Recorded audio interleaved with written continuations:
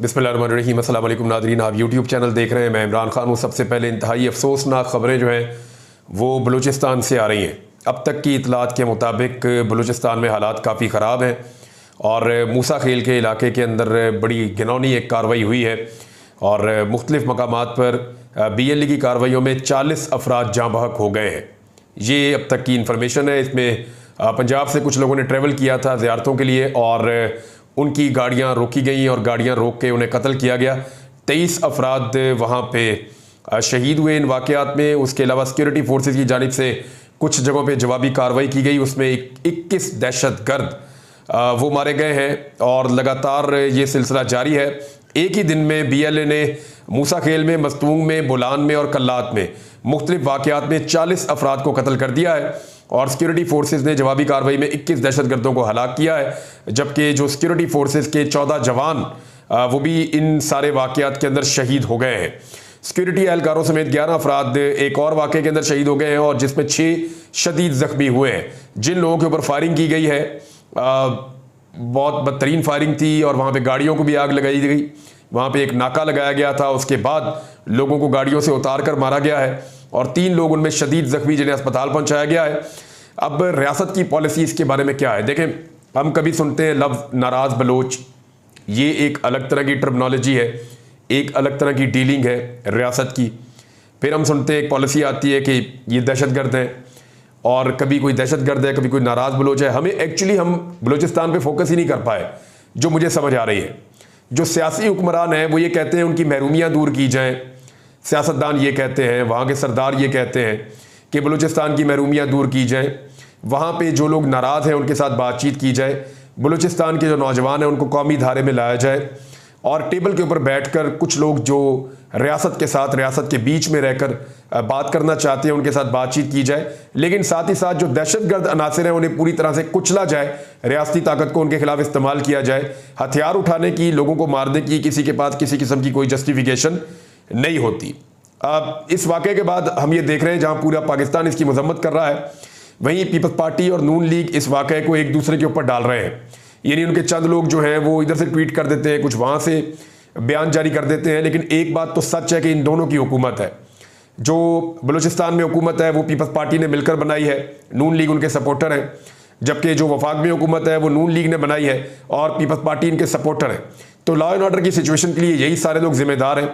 देखें, सिर्फ law and order Pakistan में एक सियासी जमात, एक जमहूरी सियासी जमात ने ख़राब नहीं किया, बल्कि और भी बहुत सारी चीज़ें हैं जिनको टैकल करना होगा और बहुत सारी चीज़ें हैं जिनसे रियासत को निमटना होगा। बहुत सारी जगहों पे रियासत की अपनी गलतियां हैं उनको दूर करना होगा और बहुत सारी जगह के ऊपर एक कदम आगे बढ़ के सबको दहशतगर्दी का सामना करना पड़ेगा। मिसाल के तौर पर इसमें एक वाक़या मैं आपको याद दिलाऊँ, आज का दिन भी है। आज से 18 साल पहले उस वक्त के डिक्टेटर परवेज़ मुशर्रफ ने अकबर भुट्टी साहब को कत्ल कर दिया था और उनके ऊपर दहशतगर्दी के संगीन इल्ज़ामात लगाए गए थे। उसके बाद उनके ऊपर बम मारे गए और फिर वो गार के अंदर मौजूद थे, एक जगह उन्होंने पनाह ली हुई थी। तो अकबर भुट्टी साहब और उनके बहुत सारे साथी वहाँ पे जाँ बहक हो गए। उस दिन से लेकर आज तक, यानी उनके अपने कुछ ग्रीवियंसेस थे। कभी डिटेल में इस पर बात करेंगे कि अकबर भुट्टी साहब का प्रॉब्लम क्या था, वो क्या मांग रहे थे, उनकी डिमांड क्या थी और परवेज़ मुशर्रफ साहब ने उनसे क्या वादा किया था। कौन लोग अकबर भुट्टी साहब से मिलने गए थे। जब अकबर भुट्टी साहब को कुछ बातों की यकीन दहानी करवा दी गई तो फिर हालात क्यों बिगड़े, उसके लिए रिस्पॉन्सिबल कौन था, कौन वादा बार बार तोड़ रहा था। तो ये सारी चीज़ें किसी दिन आपके सामने रखेंगे। लेकिन अकबर भुट्टी साहब को कत्ल किया गया। अकबर भुट्टी साहब के कत्ल के बाद उस दौर के जो डिक्टेटर थे उनकी जानिब से ये दावा किया गया कि अब बलूचिस्तान में कभी बदअमनी नहीं होगी, बल्कि पूरी तरह से बलूचिस्तान में अमन हो जाएगा। लेकिन गुज़िश्ता 18 सालों में हमने हज़ारों शहादतें देखी, हज़ारों कत्ल देखे और हमने बदतरीन बदअमनी का दौर देखा बलूचिस्तान में। लिहाजा जो चीज़ें सियासी प्रोसेस के ज़रिए से हल हो सकती थी उनसे भी हमने मौका गंवा दिया और अकबर भुट्टी के बाद से लेकर अब तक बलूचिस्तान में अमन नहीं आ रहा। दीगर बहुत सारे इसमें अवामिल हैं, कुछ गैर मुल्की अवामिल भी हैं जो वहाँ काम करते हैं। लेकिन अगर इन सारी चीज़ों को आप इकट्ठा करके देखें तो गलती कहीं ना कहीं हमारी रियासत की भी है, हमारी अपनी पॉलिसी की भी है, जिसकी वजह से हम इन मामलात में अभी तक फंसे हुए हैं। लेकिन सिक्योरिटी फोर्सेस वहाँ पे ऑपरेशन कर रही हैं, उनके लिए दुआ है कि वो कामयाबी से अपना ऑपरेशन मुकम्मल करें और जानी और माली नुकसान कम से कम अल्लाह करे वहाँ पे हो और बलूचिस्तान के हालात बेहतर हो, वहाँ पे खुशहाली आए। लेकिन उसके लिए ज़रूरी है कि हुकूमत अपनी पूरी तवज्जो बलूचिस्तान के हकीकी मसाइल की तरफ लेकर जाए और वहाँ के लोगों को स्टेक होल्डर बनाकर वहाँ के मामलात को हल करे। उसूली बात तो ये है। अब इमरान खान साहब ने एक स्टेटमेंट दिया है, वो स्टेटमेंट भी बहुत ज़रूरी है, मैं आपको बता देता हूँ। उन्होंने कहा जी कि मुझे 2 मरतबा कत्ल करने की साजिश की गई है। ये बात इमरान खान साहब ने इसलिए की कि कल से खबरें चल रही हैं। एक तो इमरान खान साहब के डॉक्टर उनको देख कर गए, उन्होंने कहा जी बिल्कुल सुपर फिट है, कोई प्रॉब्लम नहीं है, इस उम्र का आदमी इतना फिट होता ही नहीं जितने इमरान खान फिट हैं। लेकिन उसके साथ साथ दूसरी बात यह है कि इमरान खान साहब ने उनके जो आसपास सिक्योरिटी का अमला था उसको तब्दील किया गया है। ख़ास तौर पे बताया जा रहा है कि कुछ ऐसे ऑफिसर्स को तब्दील किया गया जो इमरान खान साहब के खाने को चेक करते हैं और उनका ताल्लुक उनको दिए जाने वाले खाने से है। तो 3 लोग और तब्दील किए गए हैं। अब ये तब्दीलियाँ क्यों हो रही हैं, इन पे पाकिस्तान तहरीक इंसाफ में बड़ी तशवीश है। शुएब शाहीन साहब और इमरान खान साहब के वकला इस बात का या इस खदशे का इजहार कर चुके हैं कि इमरान खान साहब की जान को खतरा है। इमरान खान साहब की बहनें भी खुलकर ये बात कर चुकी हैं और इमरान खान साहब खैर आफियत से आवाम के अंदर वापस आएँ तो इमरान खान साहब बहुत सारी चीज़ें आपको ऐसी बताएंगे या उनकी अहलिया आपको बताएंगी या उनकी बहनें आपको बताएंगी जो आप हैरान हो जाएंगे। और कुछ चीज़ें मैं भी आपके साथ शेयर करूंगा मुस्तकबिल में। इमरान खान साहब ने कहा उन्होंने कहा 4थी बार मेरा अमला तब्दील कर दिया गया है, जो मेरा खाना चेक करने आता था उसे भी तब्दील कर दिया गया है। एस्टेब्लिशमेंट से कोई बात नहीं हो रही, अगर बात होगी तो पाकिस्तान के लिए होगी, किसी डील के लिए नहीं होगी, ये उनका मतलब है। 190 मिलियन पाउंड रेफरेंस की समाअत के दौरान अडयाला जेल में सहाफ़ियों से इमरान खान साहब बात कर रहे थे। इमरान खान का कहना था कि क्रिकेट वाहिद टीम स्पोर्ट है जो पाकिस्तान में टीवी पर देखी जाती है, यानी सबसे ज़्यादा क्रिकेट पाकिस्तान में टीवी पर देखी जाती है। ये एक सिफारशी टोले को लेकर आए हैं और उसने क्रिकेट तबाह कर दी है। इसके पीछे ताकतवर है। वर्ल्ड कप में हम पहली 4 और T20 की 8 टीमों में हमारी टीम आई नहीं, यानी वर्ल्ड कप में भी हम आगे नहीं गए, T20 में भी हम आगे नहीं गए। कल बांग्लादेश से हार कर नई तारीख हमने रकम कर दी है। ये सारा नज़ला एक इदारे पर गिर रहा है। उन्होंने कहा कि मोहसिन नकवी की $5 मिलियन मालियत की प्रॉपर्टी दुबई में बीवी के नाम पर है। यह गंदम स्कैंडल में मुलव्वस है। मुल्क का सबसे बड़ा फ्रॉड इलेक्शन इसने करवाया है। इसकी काबिलियत क्या है? क्रिकेट तबाह कर चुका है। बलूचिस्तान और मुल्क में अमन व अमान की सूरत हाल सबके सामने है। हर रोज़ KP और बलूचिस्तान में शहादतें हो रही हैं। पंजाब में चोरी, डकैती और पुलिस मुलाजमों को शहीद कर दिया गया है। ये 2008 का नैब ज़दा और सिफारशी है। इमरान खान साहब ने कहा कि दूसरी जानिब फार्म 47 की हुकूमत मुसल्लत कर दी गई है। उसका नज़ला भी एक ख़ास इदारे पर गिर रहा है। ये इस्लाहात नहीं कर सके, ना खर्चे कम कर सके, ना ही आमदन बढ़ाई जा सकी। ये काम मैंडेट वाली हुकूमत कर सकती है जो इनके पास नहीं है। इन सब के पैसे और प्रॉपर्टीज बाहर पड़े हैं, ये सिर्फ कर्जा ले रहे हैं। कर्ज लेने से महंगाई बढ़ रही है। बड़ी मल्टीनेशनल कंपनियां और प्रोफेशनल्स मुल्क छोड़कर जा रहे हैं। मजीद महंगाई का दौर आ रहा है। इनके पास कोई प्लान नहीं है। अगर अवाम तनकीद करे तो ये डिजिटल दहशतगर्दी बना देते हैं। उन्होंने कहा कि अपील है कि फौज हम सबकी है। मुल्क को मजबूत इदारे की ज़रूरत है। ये जो कर रहे हैं ये खुदकुशी है। मुझे मुल्क की फिक्र है। मेरा जीना बिना पाकिस्तान में है। मेरा मुल्क से बाहर कोई पैसा नहीं है। मैं जरदारी और नवाज शरीफ की तरह डील नहीं कर सकता। शौकत खानम के CEO ने बताया कि प्रोफेशनल्स के बाहर जाने से इदारा चलाने पर मुश्किल हो रही है। वहां भी प्रोफेशनल्स बाहर जा रहे हैं तंग आकर। सहाफ़ी ने पूछा कि मुल्क में हालात ख़राब हैं, आप लीडरशिप का मुजाहरा करें, कौमी मुफाहमत करें, वो आपको और उनको माफ़ कर दें।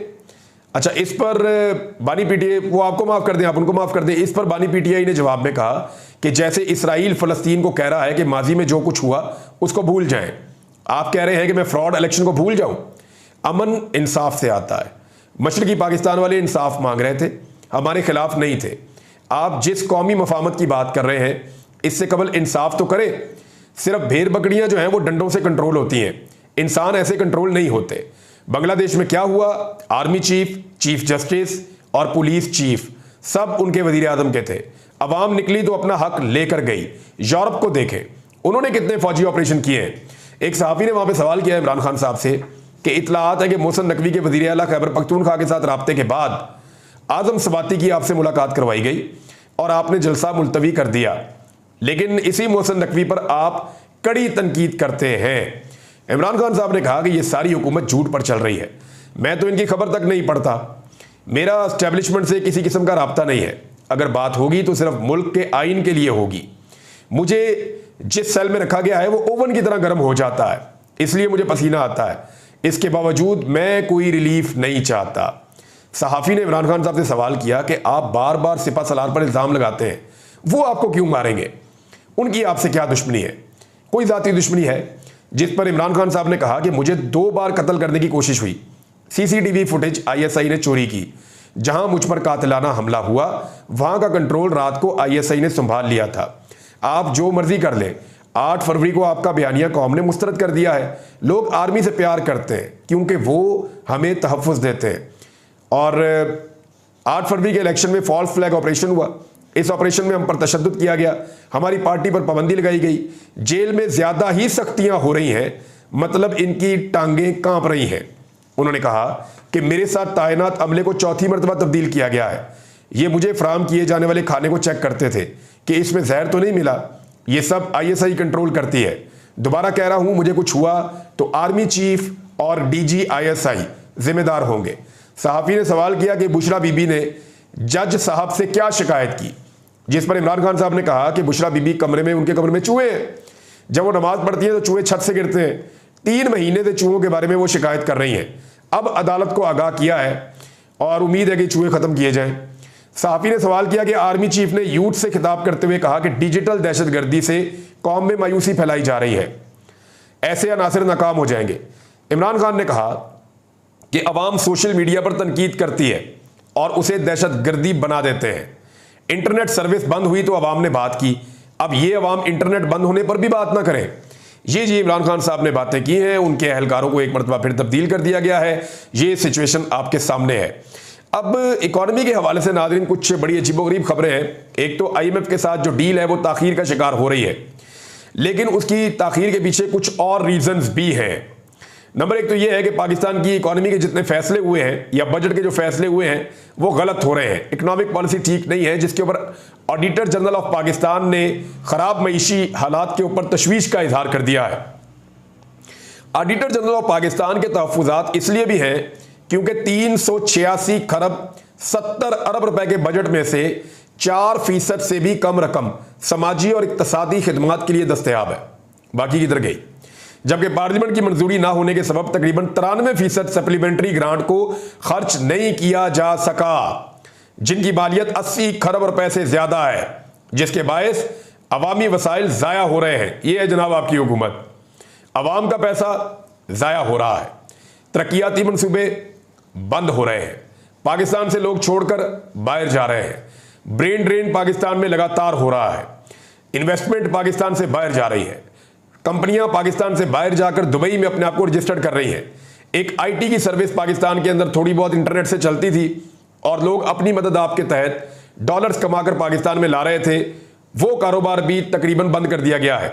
इंडिया का जो IT सेक्टर है वो लगभग 100 अरब डॉलर्स से ज्यादा की इनकम कमाकर दे रहा है। 100 अरब डॉलर से ज्यादा की इनकम कमाकर दे रहा है इंडिया का IT सेक्टर, और ये वो है जो उनके आदादो शुमार में उनकी बैंकिंग रिकॉर्ड के अंदर है। वैसे वो इससे बहुत ज्यादा पैसा कमा रहे हैं। और पाकिस्तान कितना पैसा कमा रहा है? 1 अरब डॉलर तक पाकिस्तान नहीं पहुंच पा रहा। पाकिस्तान अगर नीयत के साथ काम करे, नौजवानों को फैसिलिटेट करता रहता, तो इमरान खान के दौर में हर साल 40 से 50% के हिसाब से IT का शोबा आगे बढ़ रहा था। लेकिन अब उसको ब्रेकें लग गई हैं। हजारों अकाउंट्स पाकिस्तान के अंदर बंद हो गए हैं, और ये उन लोगों के अकाउंट्स हैं जो IT के शोबे के साथ फ्रीलांस काम कर रहे थे। तो ये ऑडिटर जनरल ऑफ पाकिस्तान की तशवीश भी है। दूसरा, IMF जो पाकिस्तान के साथ डील कर रहा था वो डील भी ताखीर का शिकार हो रही है। 4 सितंबर को उनका जो एक प्रोग्राम फाइनल होने जा रहा है उसमें तो पाकिस्तान नहीं है। उम्मीद कर रहे हैं कि शायद अगले महीने हो जाए। रीजन ये है कि पाकिस्तान पहले ही बहुत ज्यादा खसारे में जा रहा है और पाकिस्तान दोस्त ममालिक से पैसे मांग रहा है। कभी सऊदी अरब के पास जाते हैं, उनसे पैसे मांगते हैं, कभी UAE के पास जाते हैं, उनसे पैसे मांगते हैं, कभी चीन के पास जाते हैं, उनसे पैसे मांगते हैं। मैं बताता हूं कितने कितने पैसे मांग रहे हैं और कितने पैसे पहले हम उनसे ले चुके हैं, जो हमने अपने अकाउंट में रख के बाज पैसे खर्च भी कर दिए हैं। अभी एक और खबर इसके साथ मैं जोड़ देता हूं कि बिजली सार्फिन के ऊपर मजीद 46 अरब रुपए का बोझ डालने की तैयारी मुकम्मल कर ली गई है। मैं आपको एक बड़ी खबर देने जा रहा हूं अगले वीलॉग में, और ये एक स्कैंडल है, इसको याद रखिएगा आप। ये खबर ये है कि पंजाब हुकूमत ने जो 14 रुपए का रिलीफ दिया, उसके ऊपर पंजाब की इंफॉर्मेशन मिनिस्टर ने एक खुशखबरी वाला ट्वीट भी किया। अगले वीलॉग में मैं आपको तफसीलात बताऊंगा कि एक्चुअली ये दाव इन्होंने कहां से मारा, ये पैसा किसका है और ये 2 नंबरी कैसे की गई और इसके अंदर बड़ा स्कैंडल क्या है, किसकी जेब में पैसा जा रहा है, ये सारा कुछ मैं आपको अगले वीलॉग में बताऊंगा। इसके ऊपर तो इंक्वायरी करके बंदे जेलों में डालने चाहिए पकड़ के, अभी तक कुछ नहीं हुआ और ये इस मामले को छुपा रहे थे। मैंने ये इंफॉर्मेशन इकट्ठी की है, ये इंफॉर्मेशन मैं आपको अगले वीलॉग में दूंगा। लेकिन अब जरा आप आ जाए कि IMF का पैकेज जो है वो क्यों आगे से आगे जा रहा है। पाकिस्तान ने इस वक्त दोबारा चीन से, सऊदी अरब से, UAE से $12 बिलियन के कर्जों को हासिल करने के लिए कोशिशें शुरू कर दी है कि $12 अरब हमें और चाहिए। कल आपने देखा ना, शहबाज शरीफ बहुत ज्यादा वो कर रहे थे, तारीफें कर रहे थे दुबई के हुक्मरानों की। तो वो जो तारीफें शहबाज शरीफ साहब कर रहे थे वो इसीलिए कर रहे थे कि उनसे भी पैसे चाहिए। तो सऊदी अरब से $1.2 बिलियन कर्जा मुबैना तौर पर पाकिस्तान ने मांगा है और क्योंकि पाकिस्तान के अंदर एक गैप है, $2 अरब के फाइनेंसिंग गैप को पूरा करना है पाकिस्तान ने, वो नहीं हो पा रहा। पहले ही पाकिस्तान के पास सऊदी अरब से $5 अरब, चीन से $4 अरब और UAE से $3 अरब पाकिस्तान ने नकद लेकर ज़खायर के अंदर रखे हुए हैं। ये नहीं हमारा पैसा नहीं है जो हमारे ज़खायर के अंदर भी है, वो भी पैसा हमने कहीं से इधर उधर से पकड़ के रखा हुआ है। और वजारत खजाना के मुताबिक $4.5 अरब का इजाफी तजारती कर्जा है जो आपने चीन को पैसे वापस करने, वो भी अलग है। ये जनाब पाकिस्तान की इस वक्त की सूरत हाल है, इसके ऊपर हम बाद में बात करेंगे। लेकिन सबकी तवज्जो इस तरफ नहीं है, कोई नहीं देखना चाहता बलूचिस्तान में क्या हो रहा है, कोई नहीं देखना चाहता इकोनॉमी के साथ क्या हो रहा है, कोई नहीं देखना चाहता पाकिस्तान से कंपनियां भाग रही हैं, कोई नहीं देखना चाहता पाकिस्तान में इंडस्ट्री बंद हो रही है। बस ये 2 ही काम चाहते हैं, या तो कादी फायद ईसा को एक्सटेंशन मिल जाए या किसी तरह ये हुकूमत इमरान खान साहब को मजीद किसी तरह जेल के अंदर रख सके। बस ये 2 चीज़ों पर इनकी तवज्जो और किसी चीज़ पर नहीं है। अब तक के लिए इतना ही, अपना ख्याल रखिएगा, अपने चैनल का भी। अल्लाह हाफ़िज़।